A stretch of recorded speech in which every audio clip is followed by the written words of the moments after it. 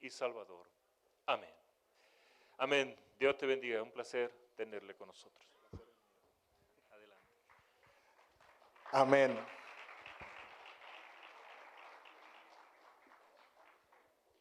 Hace unos años mi esposa y yo viajamos a Madrid. Viajamos por la insistencia de Fernando y Mariamne. Nos reunimos en un hotel, estuvimos en el hotel y de ahí fuimos a reunirnos en la casa de Jacqueline y Omar.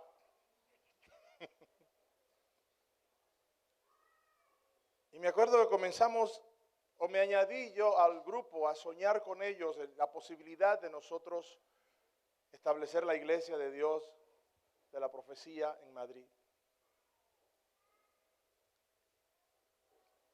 Y me acuerdo que era un pequeño grupo de miembros de nuestra iglesia que por muchos años habían estado aquí visitando otras iglesias maravillosas, estoy seguro. Pero vinimos los ministros de su iglesia y le dijimos, es tiempo de regresar a casa. Y yo creo que el movimiento, lo que Dios ha hecho en Madrid, ha sido extraordinario en pocos años. Yo creo que se van a divorciar de mí después que yo diga esto.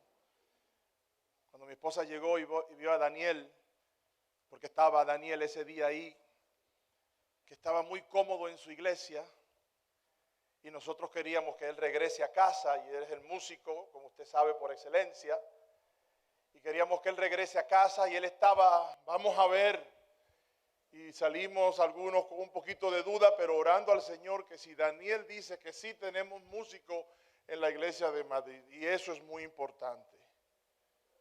Aunque usted a veces no se da cuenta, hay que apreciar al ministerio de música porque puede ser la base para algo grande, algo bonito.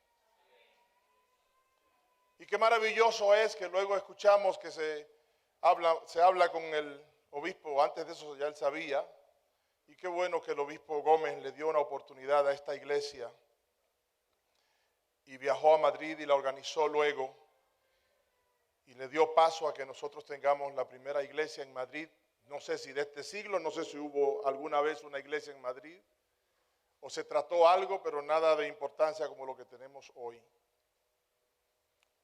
Por supuesto, el hermano Modesto estaba ya con varios años en Barcelona trabajando y Mariam me dice que hay otro grupo de peruanos que están, se pusieron a buscar peruanos que están en Barcelona, en otras iglesias, hay que ir a buscarlos. Y así hicieron, y gracias a la iglesia de mi hermano Modesto y su esposa y a su familia y los hermanos de allá, pudieron darle albergue a esos hermanos y luego esa iglesia, ese grupo se convierte en otra iglesia. ¿Y quién hubiera pensado que cuando vinimos al CLB hace unos años aquí, José nos llevó a una montaña bien alta, muy bonito ese lugar, y allí estábamos enseñando, pero en el proceso yo tuve un accidente en uno de mis dientes y tuve que ir a una clínica, y Beto me dice, yo conozco a alguien de Perú que es un médico, y digo yo, vamos para allá para ver si me resuelve este problema, por lo menos hasta que llegue a Estados Unidos. Y llegamos y me encuentro con Daniel, que está descarriado. Descarriado porque se crió en la iglesia, es hijo del pastor Bruno, una eminencia, un gran hombre para mí, especialmente el plantador de la iglesia del Ecuador, el papá de Daniel. Y cuando yo salí de ahí le digo a Beto, Beto, cáele atrás a Daniel, que ese es uno de nosotros, aunque esté descarriado. Y yo me fui y me olvidé de eso, y Beto me hizo caso, y hoy Daniel es el pastor de la segunda iglesia de Barcelona. Estaba descarriado él, su esposa no había conocido al Señor, sus hijas se iban a criar en el mundo y hoy están criándose en la iglesia de sus abuelos. Dios es bueno. Y eso no se queda ahí. El año pasado comencé a recibir llamadas de José, otro José David, que el Señor le habló que tenía que venir a esta iglesia. Por supuesto, se le pasó por la prueba dura, pero qué maravilla que el mes pasado, y bien por José, eso lo hablamos, y qué bonito que el mes pasado se organizó la última iglesia de Dios de la profecía en Madrid también, y damos honra y gloria al Señor para eso. Pero lo que algunos de ustedes no saben que esto sigue, porque ayer llegó el obispo Gonzoy y su familia. Y damos gracias a Dios que el Señor sigue bendiciendo y las oportunidades que nuestro supervisor nacional ha dado para que esto sea posible. En la iglesia nuestra no se hace nada si el liderazgo no está de acuerdo. Yo creo que Dios ha tocado a José Antonio Gómez y ha servido de gran bendición al movimiento de la Iglesia de Dios de la Profecía en España, y por eso están ustedes aquí adorando y bendiciendo al Señor con una convención que cada vez crece y crece. Damos gloria y honra al Señor por eso, porque Él es que da el crecimiento, nos dice la palabra del Señor. Así que mientras adoraba y veía a Daniel dirigir la adoración de una guitarrita que él tenía cuando nos reunimos esa noche, al equipo que tenemos hoy, comencé a llorar de gozo y dar gracias al Señor, porque Dios es bueno y ha sido bueno con nuestra iglesia aquí en España.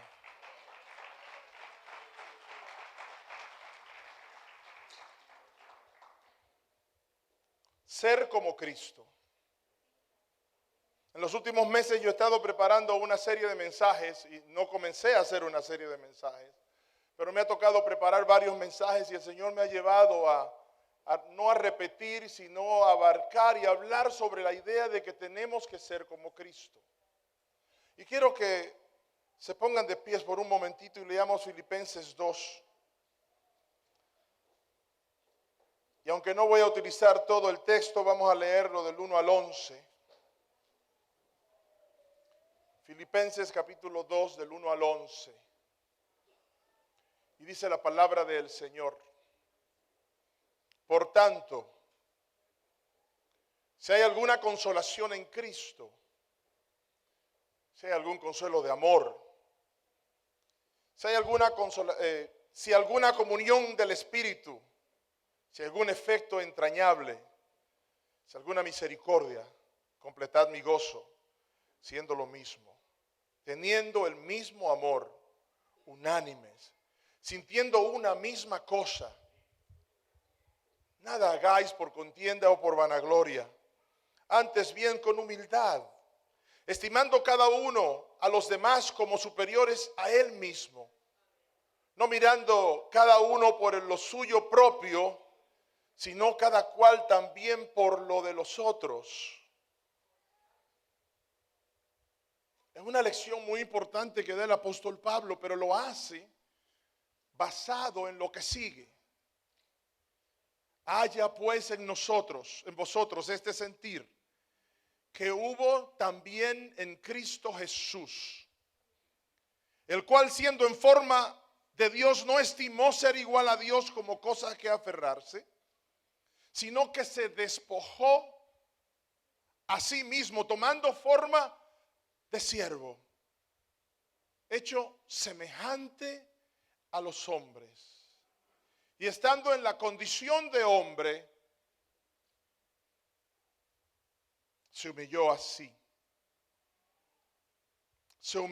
mismo, haciéndose obediente hasta la muerte, y el apóstol Pablo enfatiza, y muerte de cruz, por lo cual Dios también lo exaltó hasta lo sumo y le dio un nombre que es, dígalo conmigo, sobre todo nombre, para que en el nombre de Jesús se doble toda rodilla de los que están en los cielos y en la tierra y debajo de la tierra, y toda lengua confiese que Jesucristo es el Señor, para gloria de Dios el Padre.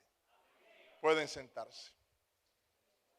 Quiero reconocer a nuestro supervisor nacional y agradecerle personalmente el privilegio de estar aquí en esta 31ª, es como una lengua, para Convención Nacional de España, y por supuesto es un placer estar aquí con mi compañero presbítero general para Europa, Clayton Endicott, y su esposa Wanda, mi amigo y compañero de muchos años, Benjamín Félix, y su esposa Damaris, cada uno de ustedes pastores que están aquí presentes, cada uno de los miembros, el obispo Shimo, Gregorio y Judy, un placer estar aquí con ustedes, y espero que el Señor pueda hablar a través de lo que tenemos para hoy, en esta noche para ustedes. Dije que todo lo que el apóstol Pablo habla del versículo 1 hasta el versículo 4 tiene que ver con la influencia de lo que dice del 5 en adelante. Y él comienza estimulando a los hermanos que haya pues en ellos este mismo sentir que hubo también en Jesús. Este versículo es el texto principal del capítulo, porque inicia la porción de la humillación, de la humildad de Cristo, que es el punto vital de toda la epístola. Haya pues en vosotros este sentir, encierra la lección que el apóstol Pablo desea imprimir en el corazón de los filipenses, para que ellos imiten su humildad, imiten la paciencia que tuvo el Señor y su disposición para servirle. Durante toda su vida, Jesucristo fue un ejemplo vivo de humildad. Él demostró esta virtud no solo en palabras, sino que también lo hizo con su manera de actuar, con sus hechos. De esa manera cumplió escrituras antiguas como Zacarías 9:9, donde dice el texto: he aquí tu rey vendrá a ti, justo y salvador, humilde y cabalgando sobre un asno, sobre un pollino, hijo de asna. Hermanos, aquí hay una contradicción. Un rey no viene con humildad. Los reyes de este mundo no aparecían en hijo de asnos. Los reyes de este mundo aparecían en los mejores caballos que podían encontrar, pero el profeta Zacarías, viendo a Jesús entrar a Jerusalén, aparentemente, él dice: veo a tu rey. Y me imagino que eso llama la atención, porque los reyes no hacen eso. El profeta Isaías, en una forma poética, emite un oráculo sobre el siervo sufriente y nos relata el verso conocido como: cordero fue llevado al matadero y como oveja delante de sus trasquiladores enmudeció y no abrió una sola palabra. Esto también es importante de observar, porque cuando nosotros estamos delante de nuestros trasquiladores, no hablamos porque tenemos miedo, porque pensamos quizás que si nos portamos bien no nos van a hacer tanto daño o no nos van a hacer daño, porque somos indefensos. El asunto aquí es que el que estaba recibiendo esta palabra no era indefenso. El que estaba recibiendo esta palabra, el que iba a ser el siervo sufriente, no tenía miedo de esos hombres. Este hombre era el creador del cielo y de la tierra.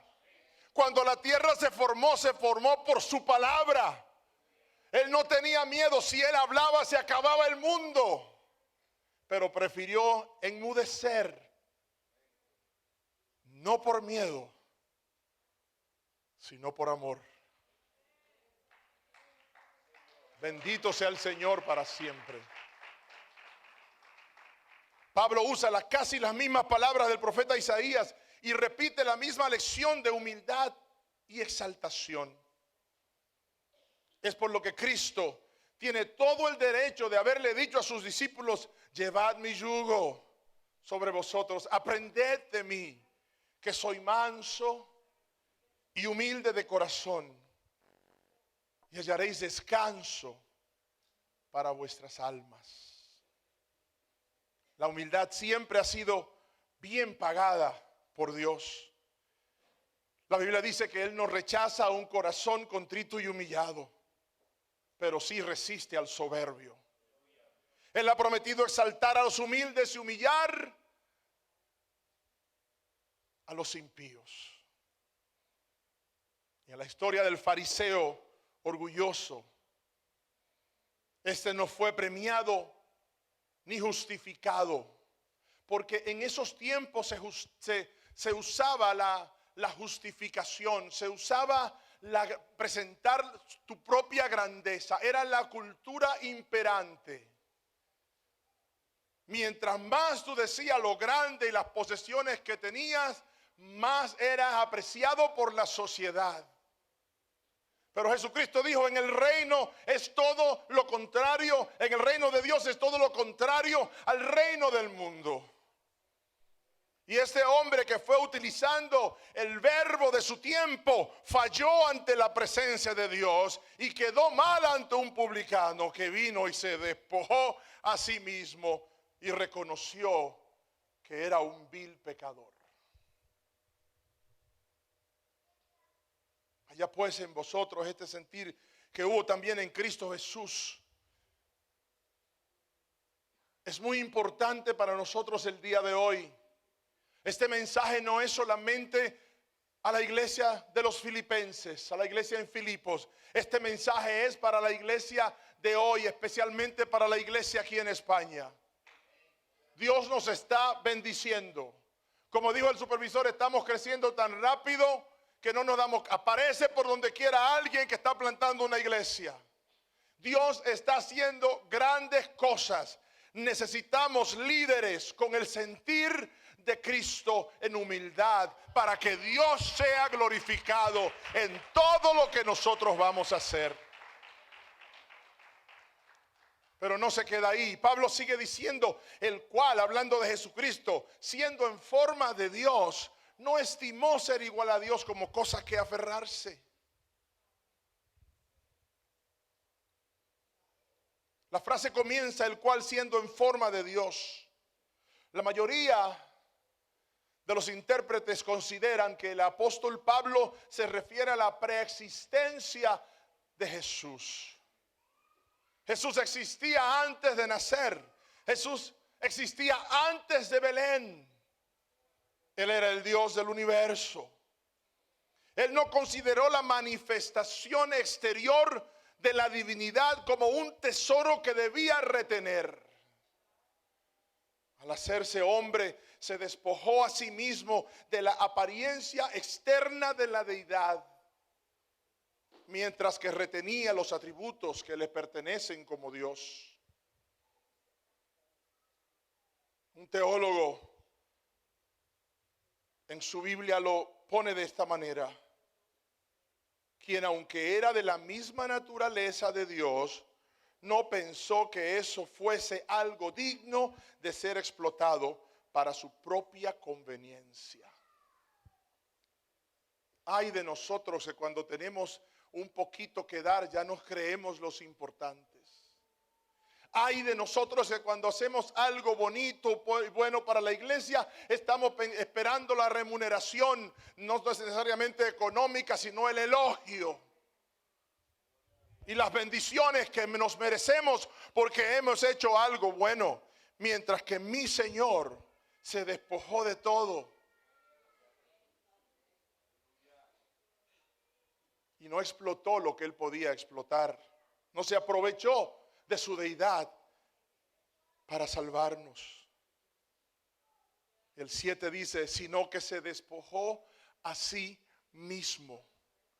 Una de las grandes diferencias entre Cristo y Satanás es que mientras Satanás quería la gloria, quería el trono de la gracia, Jesús dejó su trono de gloria y de gracia y se despojó a sí mismo para venir a morar entre nosotros. Ese es un Cristo que merece ser alabado. Ese es un Cristo que merece ser glorificado en nuestros medios.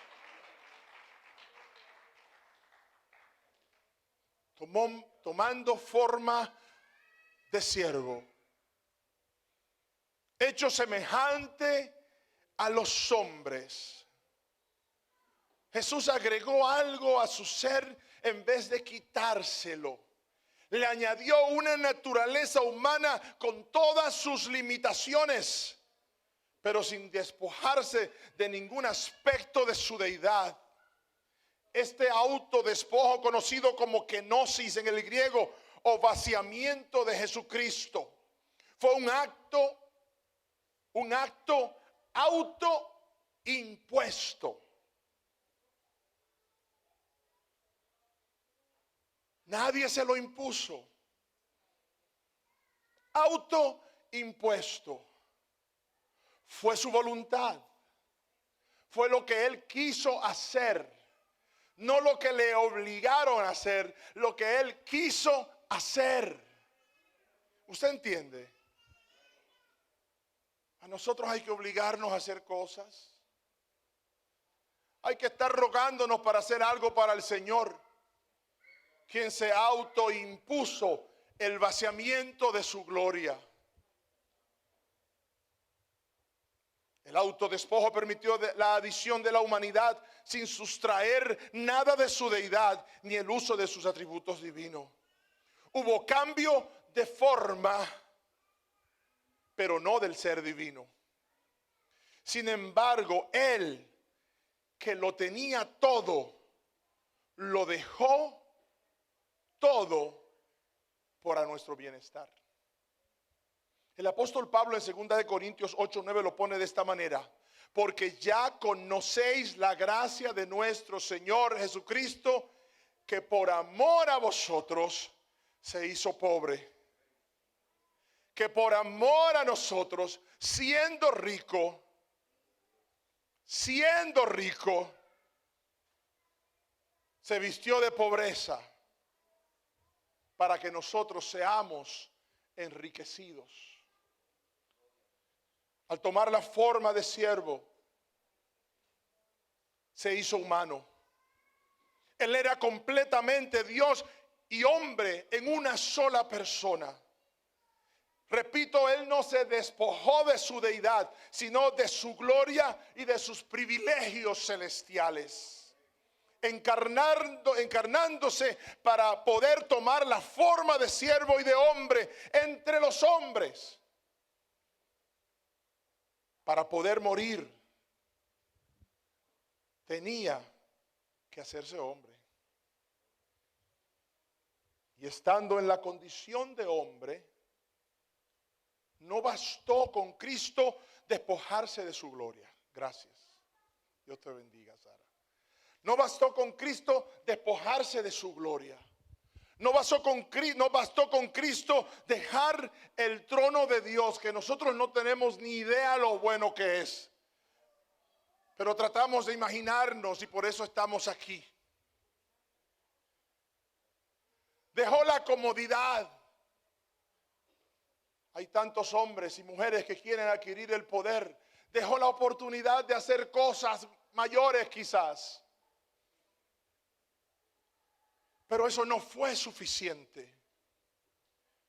El ser hombre no fue suficiente, sino que se humilló a sí mismo. Otro acto intencionado de Jesucristo. Se humilló a sí mismo. No lo humillaron. Hermanos, Jesucristo no fue una víctima en la cruz. Esos creen los que lo crucificaron. Mi Cristo no fue una víctima en la cruz. Mi Cristo quiso ir a la cruz. Quiso morir por nosotros. Quiso soportar los clavos. Quiso soportar el dolor. Quiso soportar la muerte. No fue una víctima. Le decía a la juventud de Brasil la semana pasada, a ver si ustedes se acuerdan de esto, que Jesucristo tenía todos sus movimientos fríamente calculados.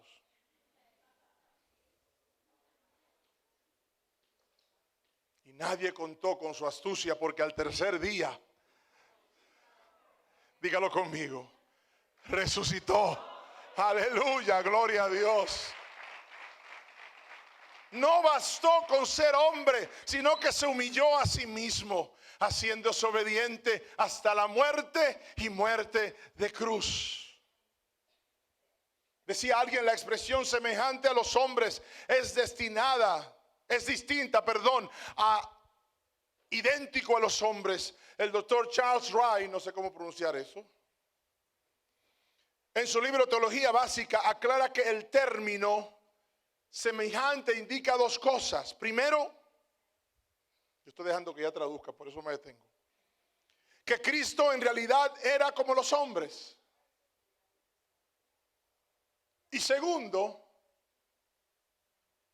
que era diferente a los hombres porque no pecaba. no se encontró pecado en él. Jesús tenía la condición de hombre en lo que se refiere a lo externo, sus acciones, su forma de vestir, sus modales y todo lo visible. Su humanidad lo sometió a pruebas y limitaciones, pero en ocasiones, cuando la ocasión lo demandaba, ejercía sus atributos divinos. Pero efectivamente se humilló.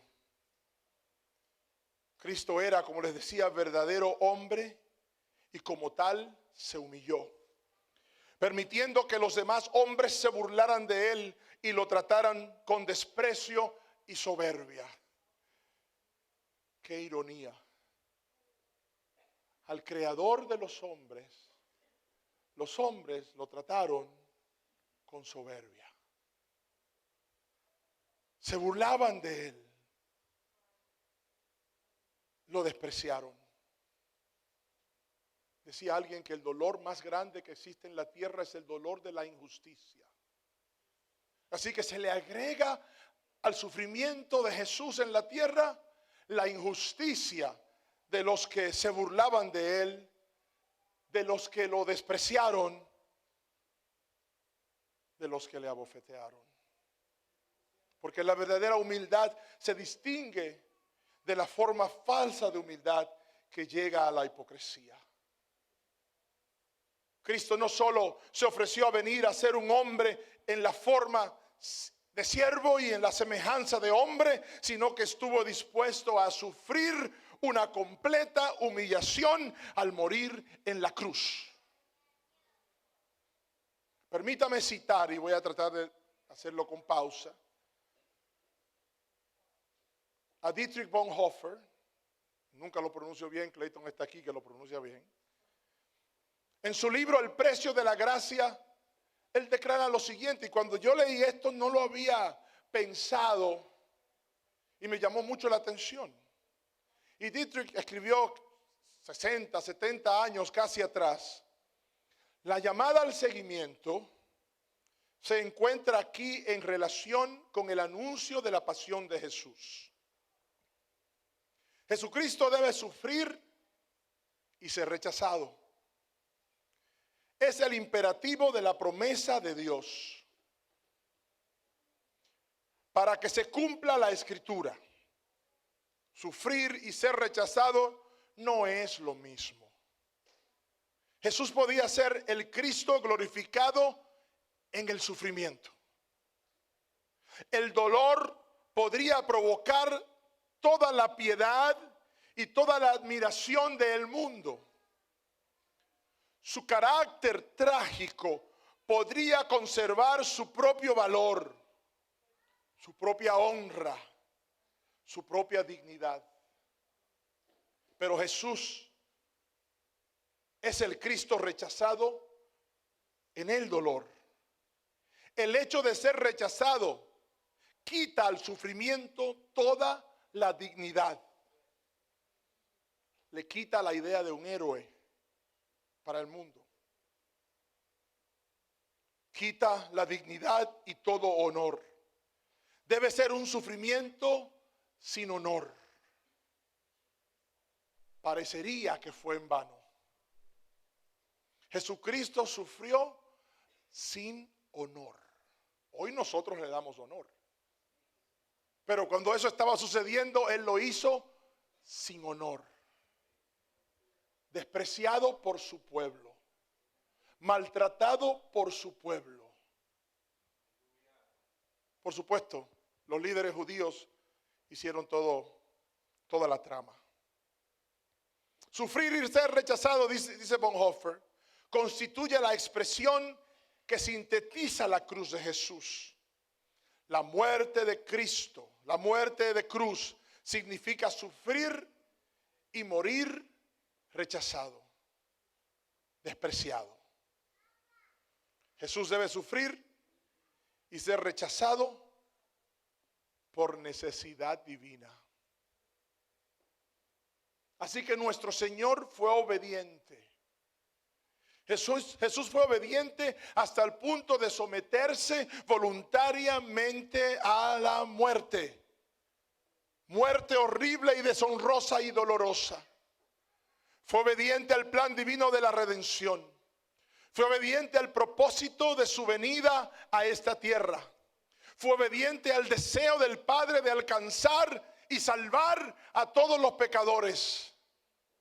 En su humillación y en su kenosis, que significa despojo de su gloria, fue obediente.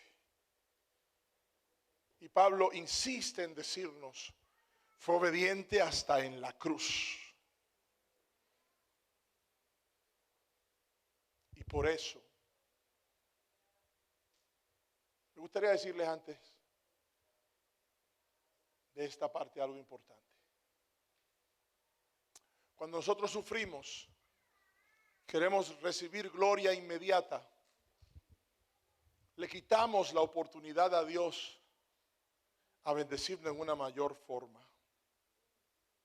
Todo lo que nosotros hacemos, todo lo que se está logrando en España, todo lo que se va a lograr, en vez de hacernos sentir grandes, debe hacernos sentir pequeños, porque Cristo ha mirado a la iglesia de Dios de la profecía en España. Cristo sufrió, Cristo aguantó. Eso quiere decir que va a haber sufrimiento en este proceso. Los crecimientos verdaderos no surgen con alegría y gozo, surgen con problemas dentro de las iglesias, sufren con falta de liderazgo en muchos casos, sufren con muchas cosas diversas que tratan de impedir el crecimiento de la iglesia. Pero si los hermanos permanecemos obedientes al llamado que Dios ha hecho individual a todos nosotros, si logramos pasar la cruz, si logramos pasar la injuria, si logramos pasar las bofetadas, si logramos pasar los chismes, si logramos pasar las críticas, si logramos pasar las dificultades, oh, gloria a Dios, entonces vendrá la victoria. Porque inmediatamente en el verso 9 Pablo dice, y dio un nombre a Cristo, el que había sufrido, el que se había despojado, el que había entregado su ego, el que había entregado su gloria, y dio un nombre a él que es sobre todo nombre. Alabado sea el Señor.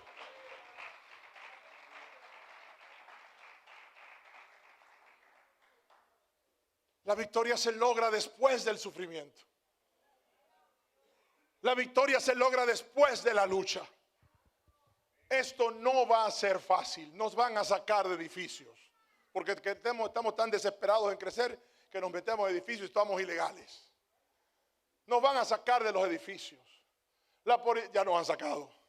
La policía va a llegar y nos va a hablar mal y nos va a hacer sentir mal. Pero sigamos fiel adelante. Vendrán algunos a hacer daño, a querer crucificarnos. Déjenlos quietos, pero seguimos adelante. Vendrán algunos a distraernos. Vendrán algunos a alejarnos de los propósitos de Dios, pero sigamos adelante. Oh, el blanco de nuestra soberana vocación, que es Cristo Jesús. Después del sufrimiento, dio Dios un nombre que es sobre todo nombre. Con esta acción Dios cumple al pie de la letra lo que su palabra enseña. El que se enaltece será humillado, y el que se humilla será enaltecido. Nuestro Señor se humilló a sí mismo y Dios lo exaltó hasta lo sumo. El Cristo que fue negado, el Cristo que fue traicionado, el Cristo que fue despreciado, el Cristo que fue blasfemado, el Cristo que fue azotado, el Cristo que fue escarnecido, el que fue crucificado, ahora es Rey del cielo y de la tierra, para honra y gloria del Señor.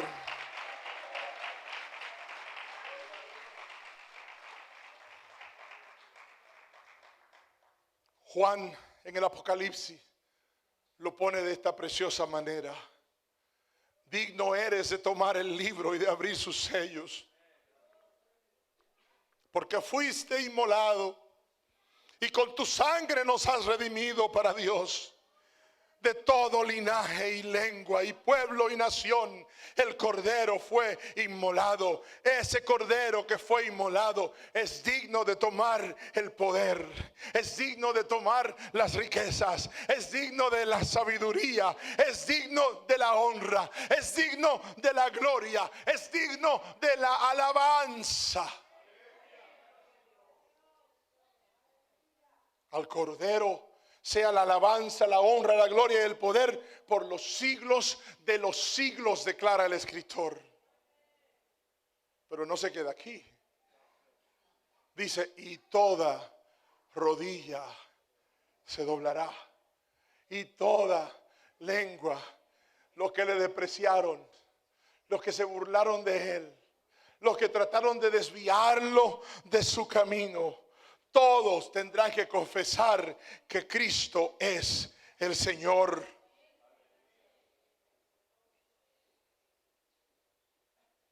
El doctor Villafaña, y concluyo casi, en su libro Introducción al Pentecostalismo dice lo siguiente: el reto de la iglesia contemporánea es desarrollar una mentalidad cristiana, hablando de la mentalidad de Cristo. Es tener la mente de Cristo, a demostrar la fronesis por medio de una kenosis. En otras palabras, la iglesia contemporánea debe demostrar el sentir de Cristo cuando se despoja a sí mismo de su ego, de su yo.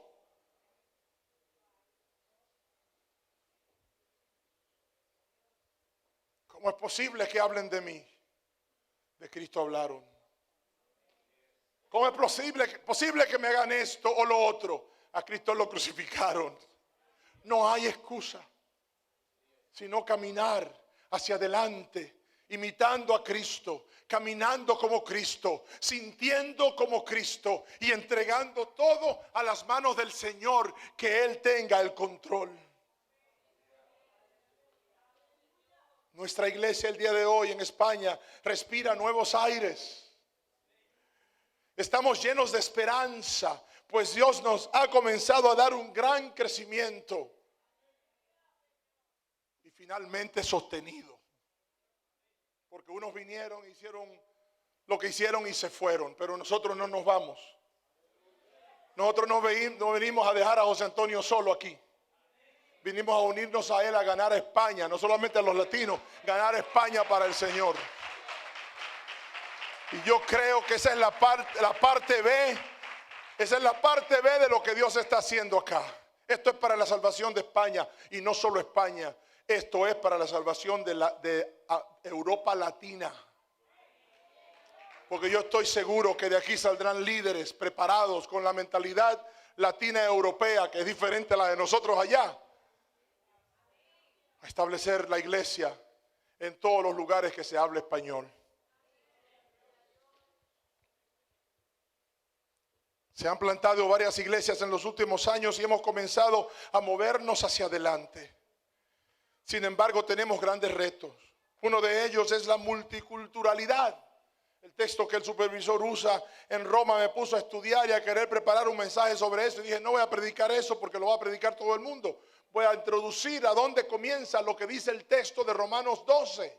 Y comienza en el despojo personal de nosotros, de la única manera que el apóstol Pablo va a lograr que la gente en Roma logre lo que el capítulo 12, 10, 11 y 12 diga, es si todos han sufrido, han pasado por un despojamiento de su ser y han permitido que el Señor esté reinando en sus corazones. Ahí comienza eso a funcionar. Si no tenemos la mentalidad de Cristo, si no nos hemos despojado de todo lo que nos ata a este mundo en cierta forma, no vamos a tener paz, no vamos a estar bien, vamos a estar peleándonos. Pero si dejamos que Cristo sea el centro de todo lo que nosotros hacemos, nada ni nadie nos va a detener. Vamos a ganar a España y a Europa para Cristo en el nombre del Señor.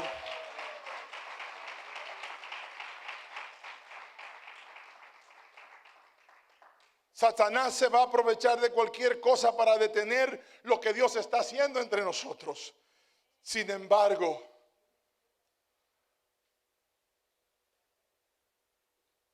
Sin embargo, el que está con nosotros es superior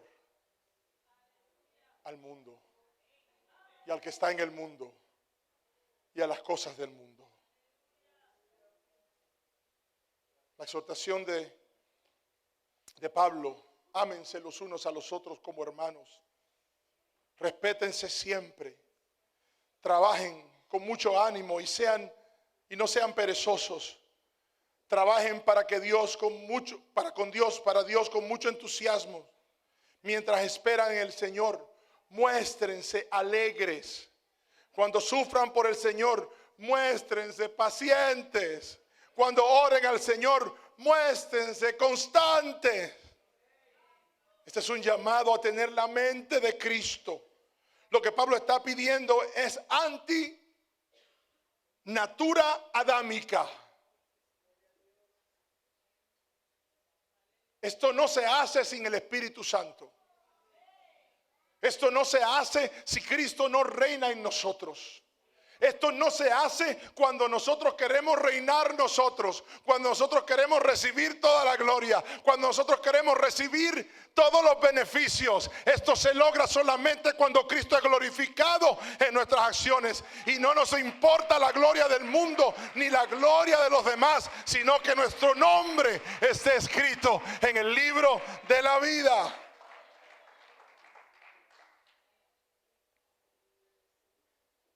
Ámense, dice él, unos a otros como hermanos.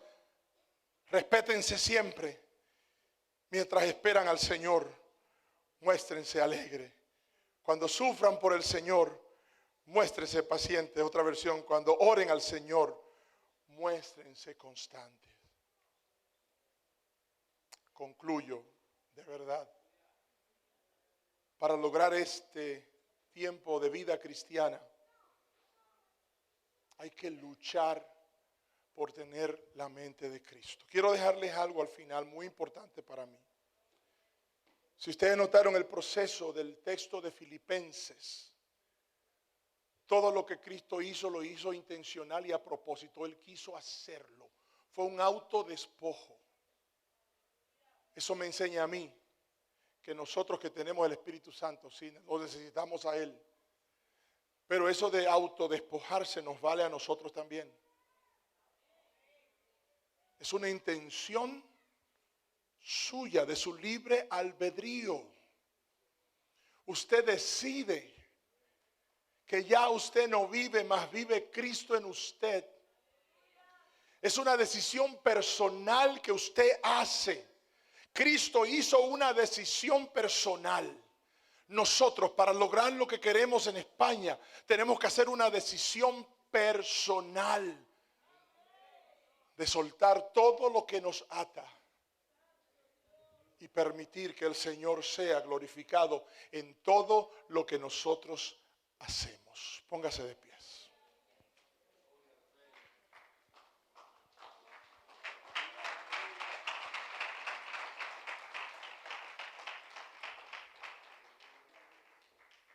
Yo quiero hacer un solo llamado. No sé cómo estamos con el tiempo. ¿Me pasé? ¿Estamos bien? Quiero hacer un solo llamado. Gracias, músicos. Me interesa una sola cosa el día de hoy. ¿A cuántos cuántos se comprometerían a aceptar la premisa del mensaje de hoy y decir: de ahora en adelante vale Cristo en mi vida? De ahora en adelante me dejo de las pequeñeces, me dejo de las inseguridades, me aparto de las cosas que impiden que la obra del Señor se cumpla, primero en mi vida y luego en mi iglesia local y luego en España y luego en toda Europa. ¿Cuántos quieren decir: de ahora en adelante yo voy a estar por encima de las circunstancias porque Cristo reina en mi vida? Yo quiero que tú pases al altar y vamos a orar juntos. No se me va a quedar ahí. Si usted no lo quiere hacer, no lo haga. Dios va a buscar a otra gente que lo va a hacer. Pero yo quisiera que sean ustedes, mis hermanos y mi familia. Pero si usted pasa, yo quiero que usted definitivamente se acuerde de esta promesa. Satanás vendrá y usará gente para distorsionar, para detener la obra del Señor en nuestras iglesias locales. Nosotros vamos a orar. Yo no voy a poner las manos hoy sobre ustedes. Benjamín las pone mañana o pasado. Clayton también. Gómez también. Pero hoy yo quiero un compromiso. Nadie que no quiera hacer este compromiso, usted no pase. Para que no mienta al Señor. Recuérdese que le dije, todo lo que hizo Jesucristo lo hizo porque Él quiso. Él tomó una decisión con gran intencionalidad de dejar su gloria. La intención de aguantar la bofetada, la injuria, de aguantar la vergüenza, enmudeció a propósito, no por miedo, sino por amor, para salvarnos. A veces es hora que nosotros en algunas oportunidades tenemos que enmudecer para que la obra siga. Tendremos que sacrificarnos, ser fieles a Cristo y al llamado de Cristo para que la obra siga. Aceptar las cosas como son y entender que este mundo de dificultades termina cuando Cristo venga a buscar a su iglesia. En el cielo no hay sufrimiento. En la gran Jerusalén, en la gran ciudad, no habrá sufrimiento. Aquí lo vamos a tener. Pero mantenga sus ojos en Cristo.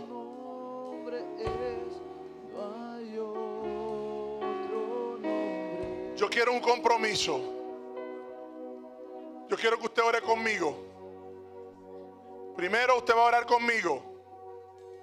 Y luego usted quiero que hable con Dios sobre lo que usted oró conmigo.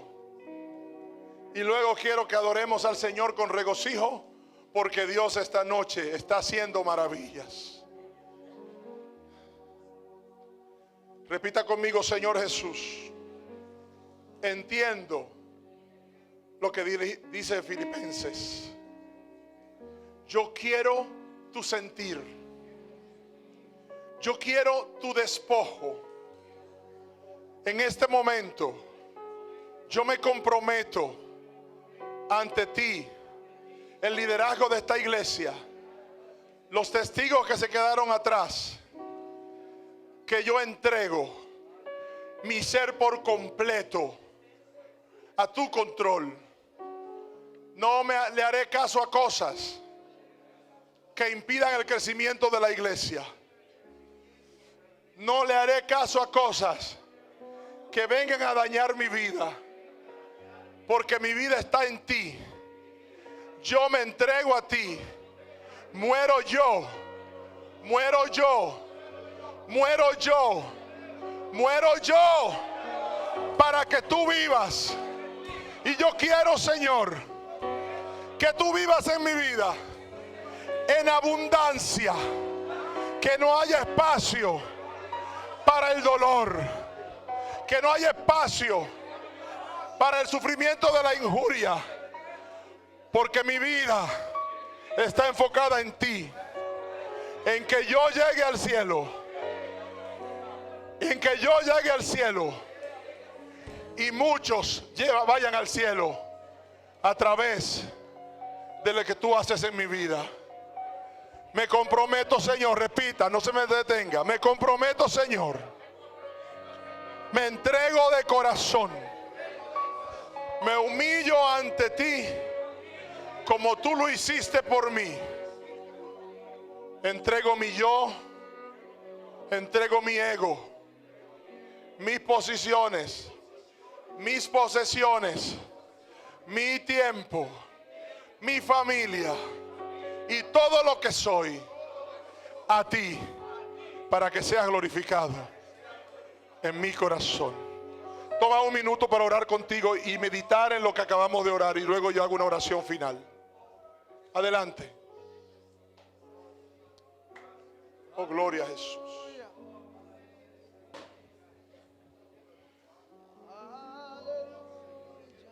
Oh, gloria a Jesús.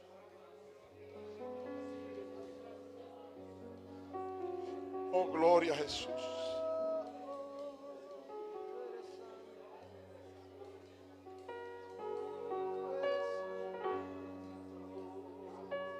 Gloria a Jesús.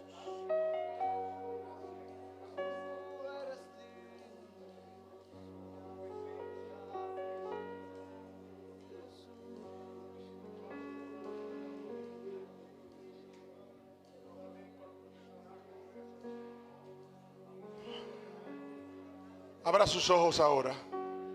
Míreme a mí. Escuche lo que le voy a decir y repítalo conmigo. Diga: Señor Jesús, si no te importó ser igual a Dios como cosa a que aferrarte, ¿por qué tiene que importarme a mí? ¿Quién soy yo? Si no te importó dejar tu gloria, ¿por qué tiene que importarme a mí alguna gloria? Seas tú engrandecido, seas tú glorificado con todo lo que soy, en el nombre de Cristo Jesús. Señor Jesús, yo vengo ante tu presencia al concluir esta noche. Y yo te pido por esos que han pasado al altar entendiendo lo que hemos compartido de Filipenses, lo que tú has hablado al apóstol Pablo, lo que tú le enseñaste. Señor, la victoria, el crecimiento de la iglesia de España depende de hombres y mujeres que se entreguen a ti en toda su totalidad, que entreguen su alma, espíritu y cuerpo completamente a ti, que se entreguen a sí mismos por la causa de tu evangelio, que se mantengan cerca de ti. Señor, aquí está una gran cantidad de personas que tú seguirás usando, que tú vas a usar en el futuro en esta iglesia, para que no haya una ciudad de España donde no esté la iglesia de Dios adorando y bendiciendo tu nombre. Gracias, Señor, por estos que han pasado al frente. Gracias por fijarte en nosotros en España. Gracias por la bendición, Señor, de tu presencia en nuestros medios. Gracias por las victorias que nos diste. Pero te adoramos y estamos a la expectativa de las victorias que vienen.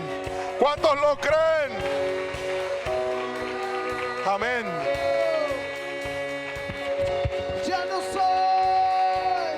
Ya no soy esclavo del temor.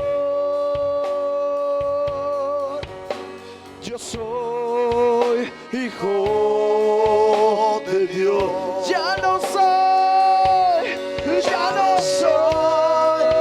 un esclavo del temor. Yo soy hijo de Dios. Ya no soy un esclavo del temor. Yo soy hijo